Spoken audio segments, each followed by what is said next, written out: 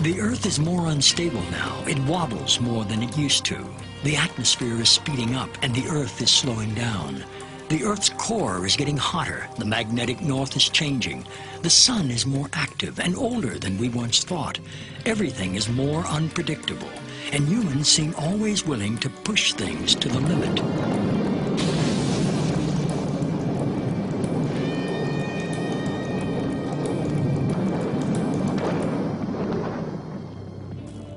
The late Carl Sagan said, "We've arranged a global civilization in which most crucial elements profoundly depend on science and technology. We've also arranged things so that almost no one understands science or technology. We might get away with it for a while, but sooner or later, this combustible mixture of ignorance and power is going to blow up in our faces."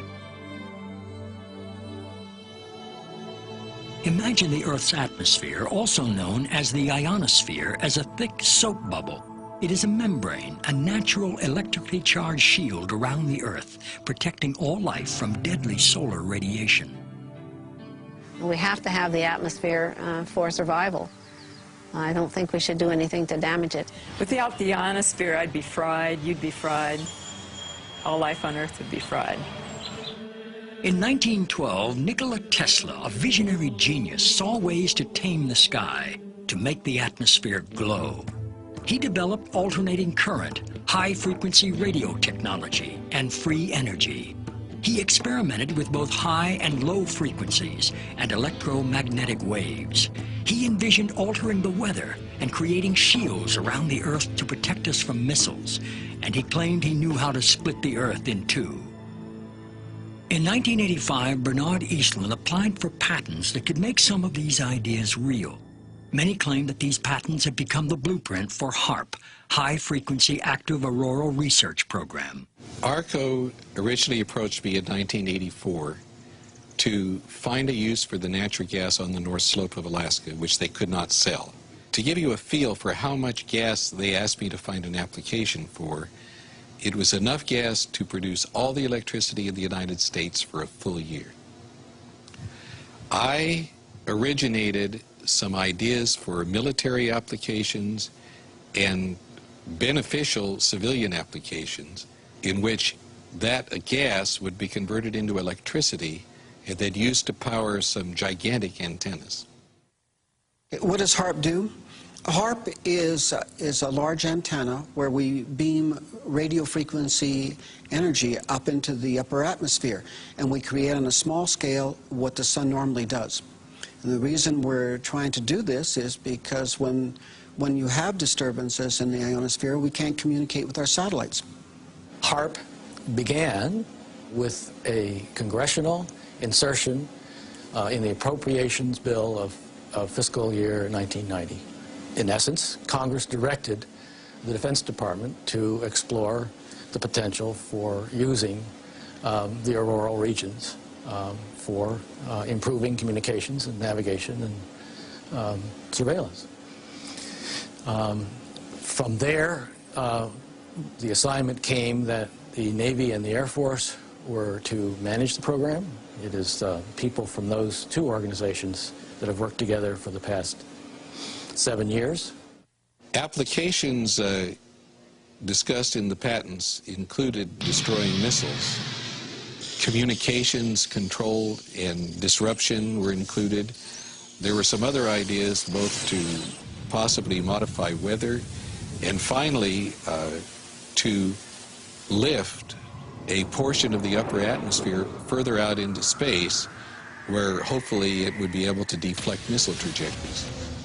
What we do by beaming up radio frequency up into the ionosphere, that radio frequency, when it hits molecules of atmosphere, it tends to make the subatomic particles inside move faster, and that increases their temperature. So you can bring their temperature up to 1,600 degrees or so, which is normally what the sun does to those particles at that atmosphere.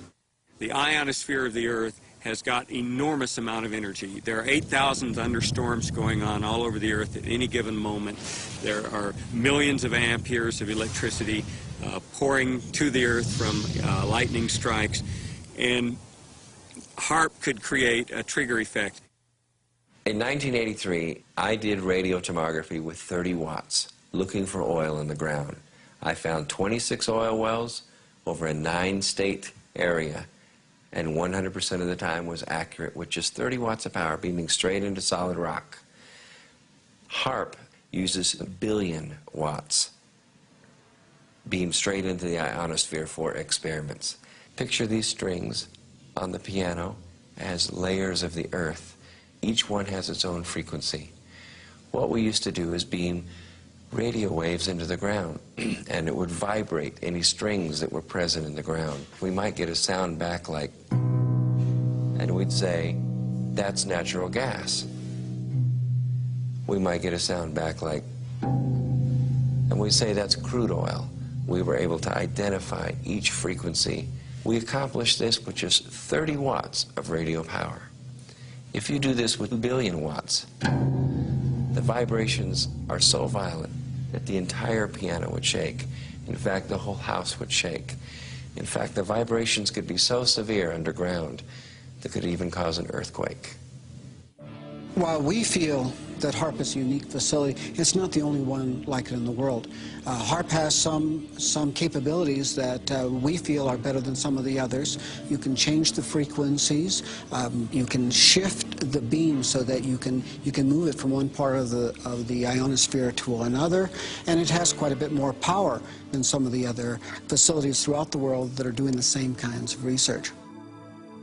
I chose what's called a phased array antenna for the patents because it can be aimed. Picture holding your microwave oven in your hands with the door open. Then you can move it around and send those microwaves different directions. And for these applications where I wanted precise control of where the power was, I felt that was the best type of antenna to use. And that is the kind that HAARP has built. What we can do with an antenna is change the portion of the sky into which we insert the energy. HAARP can create some of the effects that the sun creates that are similar to the aurora borealis. HAARP can paint designs in the sky, if you will. You know, it can take the beam and move it in any pattern that the scientist who's doing the experiment might want to do. What I'm holding in my hands is an electrodeless lamp. In it, I have a low atmosphere gas, somewhat similar to the atmosphere above the Earth. I'm now going to put this in the microwave oven, which will irradiate it with about 1 watt per square centimeter. You know, you put 1 watt out and you've got the fields necessary to break down the air, or whatever happens. And you see all of the motion of the plasma. That's typical of what will happen at high altitude when the ionosphere gets irradiated with these big beams.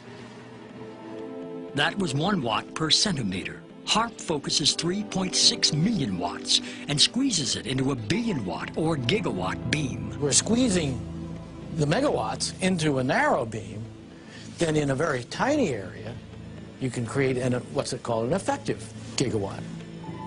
Is HAARP safe? Yes, HAARP is safe.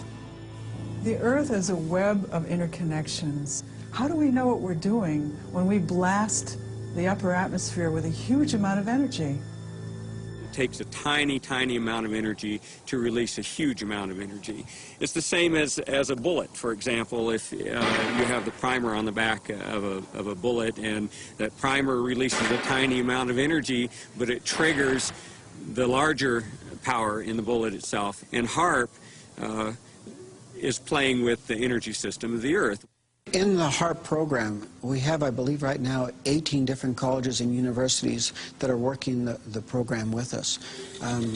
University scientists are interested because they're studying science, and this is a major effect on the Earth, and so they want to know more about what it is and what it does. HAARP has no effect on the Earth. HAARP began in the 1980s when we were just beginning to learn about chaos theory, how a tiny stimulus can change the dynamics of a living system like the human body or the whole living Earth. I don't think the people who developed HAARP were even aware of that science or its impact in the life sciences. Today, our knowledge is much bigger about how tiny effects can drastically shift the health or well-being of a living thing. it is possible with a big beam to take a part of that upper atmosphere and push it out for it. What they're not paying any attention to is what's happening to the ionosphere while it's being held 80 miles out into space by this high energy beam. It's heating up. And all of the molecules in that ionosphere region are absorbing energy out of that radio beam. And if they pick the right frequency to push that plume out into space, that energy may discharge back out of the ionosphere, back down the radio beam, and strike the Earth. And it would be about 100 times the energy released out of a thunderbolt. And that's how much energy would be released. In certain applications, the military acknowledges that it can literally lift the ionosphere. And what they say is, it's not a problem, it's a short period of time, yet when you lift the ionosphere up, the lower atmosphere rushes in and fills that void, which changes localized weather patterns. HAARP papers say that they intend to lift up a part of the ionosphere, which creates a hole, and they say that it heals over quickly. But what happens if you create enough holes that it just can't quite take care of it fast enough? As far as creating a hole, to me it's the analogy of you put your hand in water, and yeah, you're taking up space, but when you pull it out, it goes back together again. Same way the ionosphere would work. If the hole means that the neutral density has been somewhat modified, then if you want to call that a hole, maybe that's fine. The hole would be at least 30 miles long, half a mile deep, 50 to 60 miles above the Earth. I imagine there are hundreds of satellites that have interactions with the ionosphere. They're all doing their own local modification of the ionosphere. They're all creating their own holes. Satellites, rockets, space shuttle flights, not just HAARP, but many technologies out there in space are creating holes in heaven. As to this question of injecting more high-energy particles into the Earth's electrical system, the ionosphere is a dynamic system, ever moving, ever changing. I don't think anyone on this planet really knows the point where enough is enough. This was the planning document that really brought HAARP into being, and the absolute requirements ran from 1 gigawatt, which is 1 billion watts, all the way up to 10 billion watts of effective radiated power with a desired level of 100 billion watts. At its biggest size suggested, if you beamed it for an hour and a half, that would equal the energy in a hydrogen bomb. It's just a person's concept of what might possibly be done. Doesn't necessarily mean the government endorsed it or not. What's the power when it pulses? And I can't find that in any of the documents that I've looked at. If you have a very small battery, you can put it in a small pen light and turn it on and have for some time a little bit of light. You can take the exactly same battery and put it in your camera, and when you flash that camera, the light will blind you. The nature of radar and these electromagnetic supplies is they can usually be pulsed. So one very good question for people to ask is, what is the peak power of that antenna when it pulses at its full capability? Pulsing it doesn't matter. To make it bigger, all they'd have to do is add additional elements. In fact, the request for proposal specified a design that could be added onto. The first module is what's called a developmental prototype, and that's 48 antennas in a 6x8 array. What you're looking at is the HAARP site in Alaska, or at least about 1/5 of the HAARP site. When this is completed, you'll see about 180 of these poles. Together, those 180 poles make up one single antenna, designed along with these cross members and a wire mesh here to send all the information, all the radio frequency energy that is generated by these trailers up into the ionosphere. As they acknowledge in their papers when they say, we don't know what will happen when we push it to the next level of effects.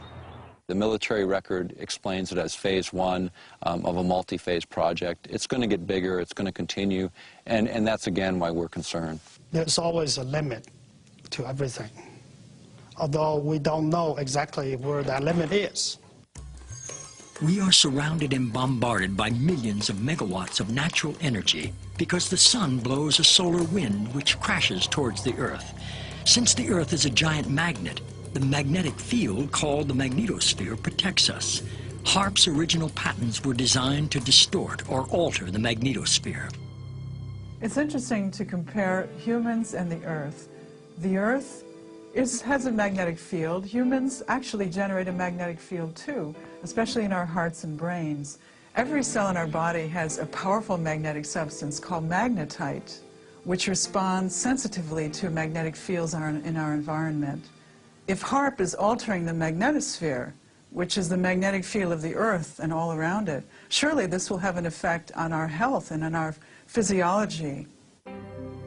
HAARP's combined antennae generate a focused billion-watt high-frequency radio beam, which penetrates the lower ionosphere and interacts with the currents of the auroral electrojet. During this modification, this pulsing beam stimulates the ionosphere, creating ELF waves which can move great distances through the lower atmosphere and penetrate into the Earth to find missile silos, underground tunnels, and communicate with hidden submarines. There's a current flowing through here called the auroral electrojet. You deposit energy in there, you're changing the medium, okay, and you're changing the current, and you're generating ELF and VLF waves. In simple terms, the electrojet is a river of electricity high above us. And a paper that I've read recently adds to the indications that they intend to cause it to dip down closer to the Earth so it can be tapped for a huge electrical power generating station, which is insanity because they don't know what they're dealing with. They're dealing with the planet's electrical system. The electrojet affects global weather. Sometimes during a magnetic storm, for instance, it touches the Earth. It can knock out telephone cables and power grids. What HAARP is capable of doing is to modify the electrojet. By modifying the electrojet, that current in the ionosphere, it has a capability of generating low-frequency waves. What essentially the system does, it's different, is instead of the radio frequency energy dissipating as it goes up from the antenna array, it's actually focused. And the larger the antenna array, the higher they can focus the energy. And once they get the energy up into the ionosphere, depending on what they want to do, they can create a secondary frequency causing the ionosphere to vibrate, sending that signal back down to the Earth. And what that essentially does is allow them the ability to communicate at very high data rates with submarines, also allows for the possibility of Earth penetrating tomography, or in the vernacular would be like X-raying the Earth or looking into the Earth several kilometers deep. I heard one of the scientists point out they can make these ELF waves penetrate the Earth and get an image when that comes back. When I did this in '85, that kind of capability did not exist. We, in fact, are doing experiments, or plan to do experiments, to see if we can detect tunnels underground. There is a way of being able to use this type of technology to be able to look for minerals that can be just below the surface of the Earth. Oil, gas, different types of ore. HAARP can be used to explore oils or gold mine and the like. Basically because the signal, low-frequency signal, can penetrate deeper into the Earth or the water or the ocean than the high-frequency signal. But this same kind of signals in the same frequency range, can affect human mood. The human brain operates on very low frequencies. For example, when we're thinking, actively, we're generating about 13, 14 cycles per second. When we're meditating, we're generating 8 cycles per second. And when we're asleep, the brain waves are running at about 4 cycles per second. And HAARP is capable of generating all of these frequencies. These kinds of signals can control the human brain. And if you can control these frequencies and multiples of these frequencies and various combinations, you can control all kinds of emotions. You can generate happiness, you could generate sadness, you can generate any mood you want. We are immersed in ELF waves. And those, as far as I know, don't. Maybe they are affecting us, but But these waves are minuscule compared to those. You know, the issue of ELF, extremely low frequencies affecting mental states of individuals, is not new. It goes back to Yale University and the work of Jose Delgado, which is well recognized in the literature. He started first using implants in the brain. He then used radio frequency with implants, and eventually he found that energy at 1/50th of what the Earth naturally produces could, in fact, in certain frequency ranges, trigger huge mood swings. I know the physical effect, but not the biological effect. It's a different area. I was considered a child prodigy in electronics. My entire life has been devoted to the study of the effects of electromagnetic energies on the human mind. When I was 13 years old, I invented a device that transmits sound to the human brain using electromagnetic waves. So this is my field. I've been studying this field for over 40 years. And HAARP scares me because I know what it can do. I know that HAARP can be used to control the human mind. I'm not sure that the people involved with HAARP are aware that humans are made up of energy, that the energy fields of Earth and humans are closely aligned. I don't even understand what you mean by energy. Humans are made up of energy. What does that mean? Humans are like balls of energy. We're made up of electricity and magnetic energy, just like the Earth. Are humans made up of energy? Well, what do they say? We're 90% water, but the rest of it is an electrochemical, and that's a form of energy, yes. All living things are exquisitely sensitive to some of the lowest levels of energy. We just couldn't imagine this. And it's been the subject of hot debate. How can life be so sensitive to the tiniest amounts of energy? But because this is how we are bioregulated, by virtue of tiny energy transactions within our body and also coming from the Earth, this is indeed the case. There are many different electromagnetic projects and technologies out there that are affecting our health today. This document from Maxwell Air Force Base lays out the use of electromagnetic weapons technologies for debilitating human beings. Using electromagnetic warfare against human beings, you can cause disease, you can cause hysteria, or you can cause passivity for population control. Extremely low frequencies affect us because they are the same frequencies that our brains output. And when they're in the environment around us, our brains try to entrain to them. So our brains try to mimic those signals. And if those signals are not good ones for our behavior, then we can fall apart. We can behave differently. We could get sick. We could feel very stressed and not know why. Once in a while, when you have a power outage, most people can identify the fact that they have a release of tension. The minute the electricity goes out, they feel an inner relaxation, a tension release, and when the power goes back on, the tension returns. So this is something that most of us can feel. Everyone has a certain sensitivity to electromagnetic waves. It's just that some people are more sensitive than others. The symptoms that I discovered in my research caused by electromagnetic frequencies are anxiety, depression, diarrhea, dizziness, extreme fatigue, headaches, lightheadedness, mood swings, nausea, nighttime increase in urination, pulse rate, a sudden increase, shortness of breath, tingling, prickling feeling of the skin, vertigo, nosebleeds, blood pressure increase, and body tremors. You can also cause cancer. You can disrupt the genetic structure of our cells. You can cause long-term damage in terms of mutagenic damage over generations, or you can cause very short-term damage, and you can actually cause somebody to just have their cells fall apart and hemorrhage to death. I found from people who were writing me and calling me from all over the country that they were suffering from either one or all of these same symptoms, and every single one of them lived close by to a transmitter. You know this from HAARP to GWIN to these towers that are all over the United States now. GWEN stands for Ground Wave Emergency Network. In nuclear attack, the ionosphere would be essentially destroyed by air bursts of nuclear weapons, and there wouldn't be any reflection, and all communication links would go out. Was thought of as an emergency backup communication link in case of nuclear attack. the weapons technologies are changing so dramatically at this particular time. It'd be like equating introduction of gunpowder to the West or the beginning of the atomic age earlier this century. And that's what's happening with electromagnetic weapons technologies today. The Air Force Phillips Laboratory is the Air Force's primary laboratory for doing space research, and that involves things like HAARP, studying the ionosphere. Anything the Air Force needs for space, we look into, and that includes weapons for space application, one of which is developing plasma toroids, projectiles made of plasma, essentially the atmosphere of stars, being able to harness that energy and to be able to fire it at a target. We have a device called Shiva. Shiva is a large capacitor bank. Capacitors store electrical energy. And then in a very short time, we release that energy.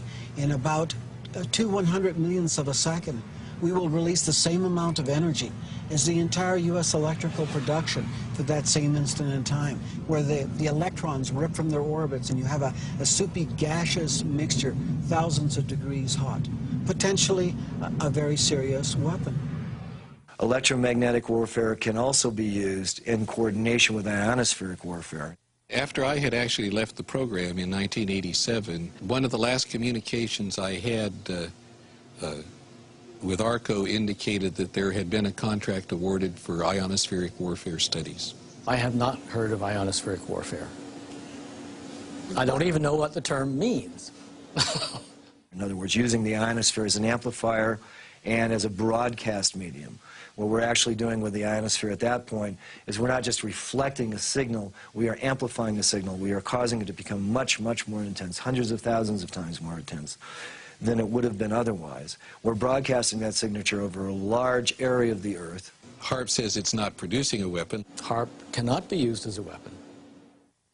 Some of our critics have argued that HAARP is only the beginning and could be a major weapons system. And that just isn't true. What HAARP is basically a ground-based Star Wars weapon technology. I'm the Attorney General and Environmental Program Manager for the Upper Cook Inlet Environmental Protection Consortium. And we've been working on HAARP for many years. And they've located HAARP at Gakona because of the magnetosphere is closest to the surface of the Earth. And they need that magnetic pole to do their shots into the ionosphere and stratosphere. With HAARP and however long it's been on the drawing board, the people here haven't known about it that long. And it changed from one thing to another. And what a lot of people are not aware of is it's ground-based Star Wars technology. And the United States Congress has said that they quit funding Star Wars. So they call it everything else but Star Wars to get it funded. I just don't know whether it's an outgrowth of Star Wars. The application described in the 1991 patent would be such that if anybody were to fire a missile from any direction, anywhere, to another point on Earth, it would intersect this relativistic layer and be basically exploded. I've never been asked whether this is an outgrowth of Star Wars or not. As a scientist, you do like to be recognized for things you've done.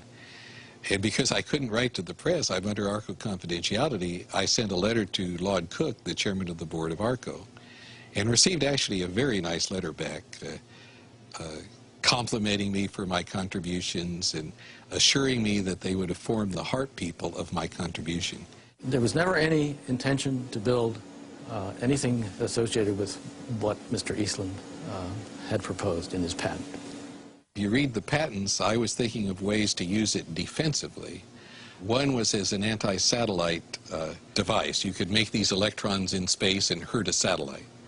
That could be used either for offense or defense. We could hurt the enemy's communications while maintaining ours, and I was interested to note that that was one of the things said in the HAARP basic technical document. Star Wars was the state-of-the-art military technology of the 80s, but in the 90s and in the new millennium, it's going to be electromagnetic warfare. What we do know about electromagnetic systems and electromagnetic warfare is becoming even more interesting. As late as April 28, 1997, U.S. Secretary of Defense Cohen announced at Georgia's University of Georgia, that, in fact, geophysical warfare was becoming a more intense problem. In fact, they even speculated that terrorist organizations would have systems that could modify weather, create volcanic eruptions, or even cause earthquakes using electromagnetic waves. You know, earthquakes is another thing. We have had a lot of them, a lot of volcanoes more in the last few years. Whether or not that is just a cycle of happenings, because we've had a history of earthquakes and volcanoes throughout recorded history, but it just seems to me like that it's coming more often, and that there has to be some connection with some of the things that we as humans are doing to our Earth. The issue of earthquakes has been, looked at by other specialists, even going back to the work of J.F. Gordon MacDonald when he was at UCLA in the late 60s. He was also a science advisor. Lyndon Johnson is a specialist in geophysical warfare. He asserted then if you could ever get enough energy in at just the right frequency and just the right waveform, you could in fact trigger these kinds of events. And I think that's exactly what the Secretary of Defense, Cohen, was saying just a few days ago, was it's this idea that now terrorists may possess this kind of technology. It's obvious. I mean, if we're concerned that terrorists have it, we certainly do. Back in 1912, Nikola Tesla said it was possible to split the planet by combining the correct vibrations with the resonance of the planet itself. The idea of affecting weather for many people, it gets to the point where you say, well, can that even be real? And when you go back in time, even to 1976, the United States, along with over 60 other countries, signed an accord where we agreed to not use weather manipulation as a weapon of war. This is before biological and chemical treaties, before many of the nuclear disarmament treaties. And yet, that was such a big threat in '76. Has the science progressed? Certainly. We're in this sea of energy. We're in a sea of gases. We're in a sea of particles that are charged. And they're moving constantly, just like a current in the ocean, just like the wind in the atmosphere. This current forms. And you draw and you attract these particles. Well, Wilhelm Reich attracted these particles. He pointed it at the sky and he said, you want clouds to be built there? You got a drought? He would point the device at that place and clouds would form there. In the 40s, there was interest in weather modification. That by the 50s, there was actual experimentation in that area. By the 1960s, that area had advanced substantially. Well, there have been programs with salting clouds, salting things with silver iodide, and there's been some experiments where people from airplanes threw chaff out, the little pieces of metal, and tried to get those to absorb power. We have done such damage to the thermal balance, to the hydrologic balance of this planet at this point. We are seeing more and more disasters. You have to watch the news. You have to notice these things. You can't just take Prozac and forget about it, and the next day you see the whole Ohio River Valley was just flooded. Billions of dollars of damage. Thousands and thousands, tens of thousands of people left without homes. And they actually say that they can make weather. Well, tell me, have you noticed any good weather here lately? The thing that people don't take into account is we are changing the entire density of our atmosphere, the viscosity of the atmosphere's ability to flow and be fluid, to be freely flowing. We're changing that. Today we have a number of technologies, not just HAARP, but satellites and other ionosphere heaters placed in strategic locations all over the world that can create the disruptions in lightning. Here's a paper that was recently unearthed that talks about creating what's called a highly ionized column up through the atmosphere. It might trigger lightning if lightning was ready to occur, and suddenly this conductor was thrust in the middle of, into the situation, then yeah, it could. If you beam this radio wave into the ionosphere and you continually charge it up, not only are you sending energy into the ionosphere, but you're providing a path for energy to come back down out of the ionosphere. In other words, they can create a massive discharge of lightning, bigger than anything we've ever seen on this planet. And if you aim the beam at the down, and it happens to be in a region where there's a lot of charge, you can initiate a discharge in that area, perhaps. Once a solar tap is formed and the ionosphere actually discharges, The electrons and energy will come from all over the ionosphere to that one point, and it will strike the ground in a bolt that is 100 times greater than any lightning bolt imaginable. And it will not just strike one time. It will strike 30 to 40 times a second until there are not any longer electrons or energy to flow from the ionosphere through that tap to ground. But when it strikes the ground, it will vaporize the ground, the water, or whatever it happens to hit, kind of like 3 or 4 Mount St. Helens volcanoes going off each second that bolt discharges. Now, admittedly, that's kind of far-fetched, but whenever you're doing experimentation and you're taking risks with large amounts of energy, you must responsibly look at the worst-case scenario, and that could be the worst-case scenario. Well, you know, everyone has to remember that the Earth is a living organism, a lot of living organisms, and things change. To not change is dead. And I believe that we are all electrically connected, and so when you start playing around with electricity, you're going to affect everything. And so I think we need to be very careful as to what we do, especially affecting humans, animals, and other life forms. Well, animals and birds are incredibly sensitive to electromagnetic energies. HAARP will not affect animals or birds. That's in the environmental impact statement. What I've heard about HAARP is that it can punch a hole through the atmosphere if they wanted to, and that it could disturb the migratory bird pattern. It'll mess with, like, traditional village life who depend on the birds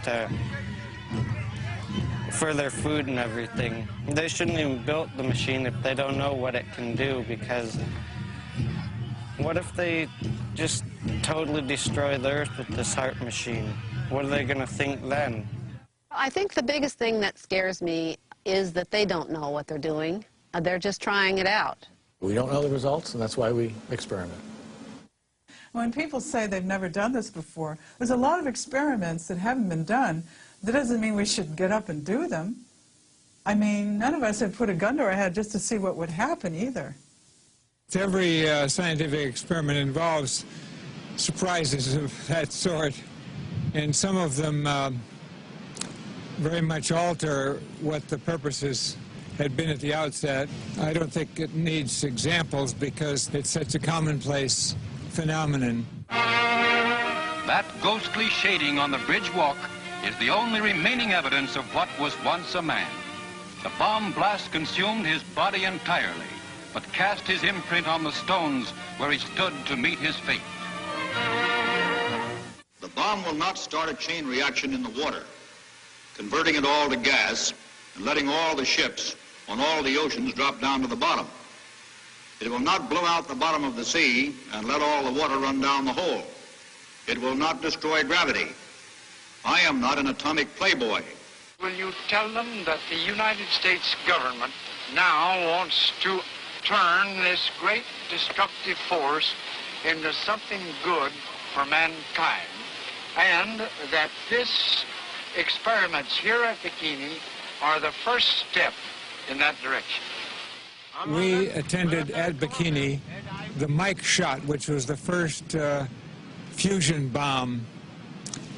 And the manufacturers of the bomb thought it would be about 7 megatons equivalent of explosive power. It turned out to be 15.4 megatons of explosive power.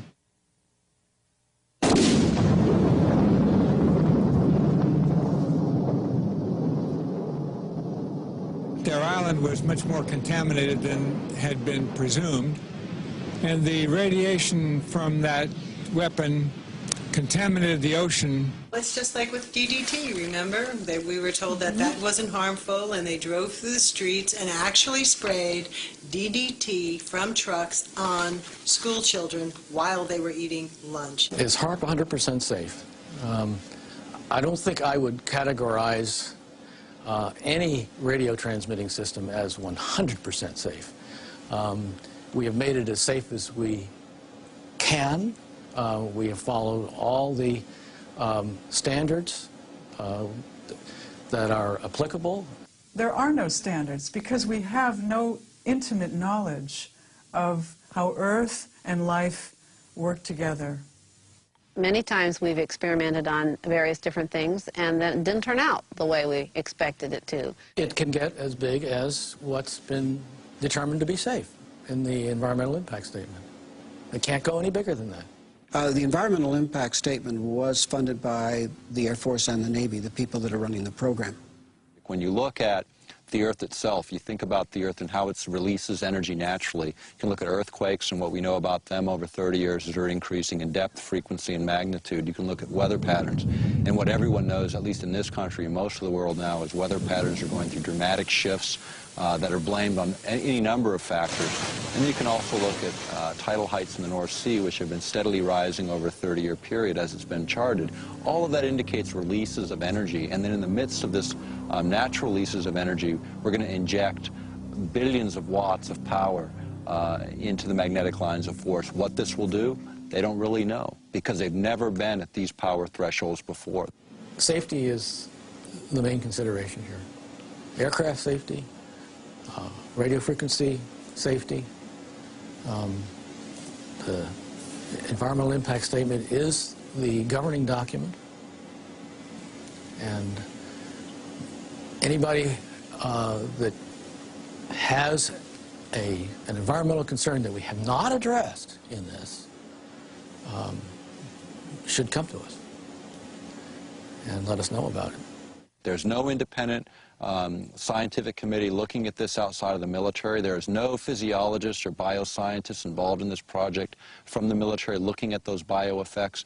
We think it's a narrowly focused program in the sense that the bulk of it is military driven. That's what's driving the budgets, and that's what's driving the program. The military research is one line of work, and I would say the medical research is another line of work, and for most part, these two groups are not talking to one another. There are a number of scientists like myself who are concerned about this, who are in fear of what HAARP could do to the planet. Not only mind control, but weather changes, possible earth changes, earthquakes, things like that.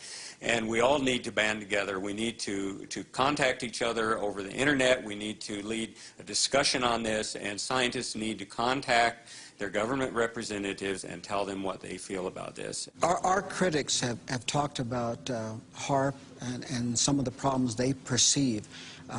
If anyone, any group, individuals, whatever, were concerned, they're welcome to tour the site. They're welcome to put together an independent team of their experts to come onto the site and to review what it is we're doing. We have absolutely nothing to hide.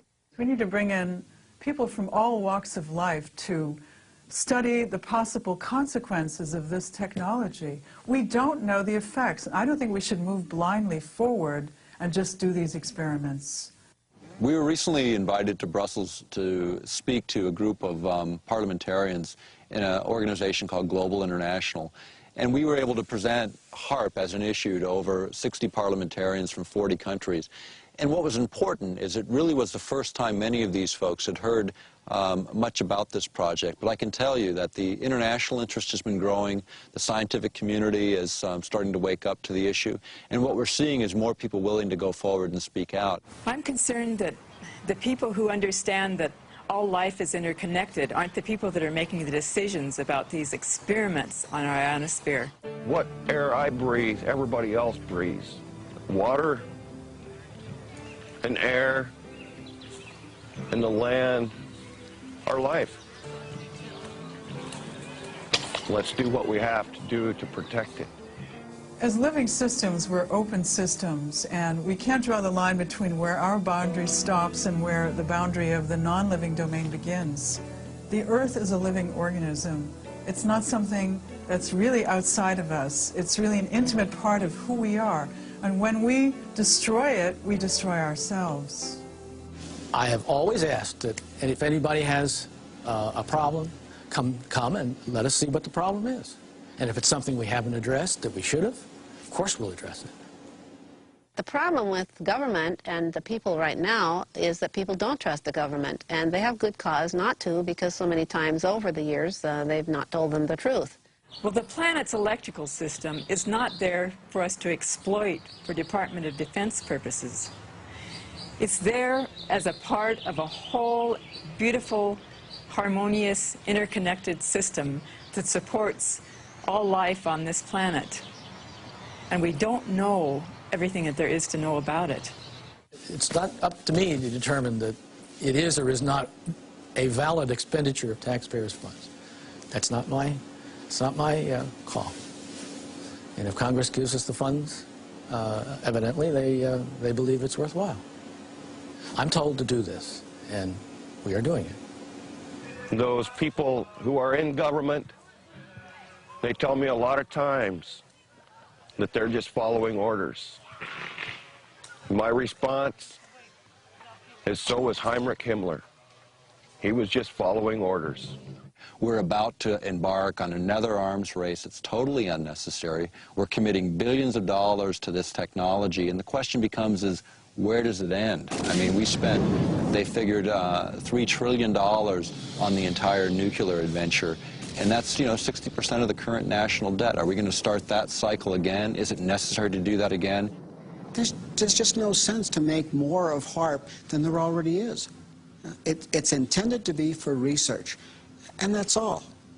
So even though HAARP is small today, every major weapons program was small in its infancy. It's just we usually don't find out about them till 50 years later. In this case, we're finding out at the beginning phase, and this is a time for people to take and pay attention and look at this technology and determine, is this really a direction we want to go, and is it really necessary right now? HAARP is not a threat, it's a benefit.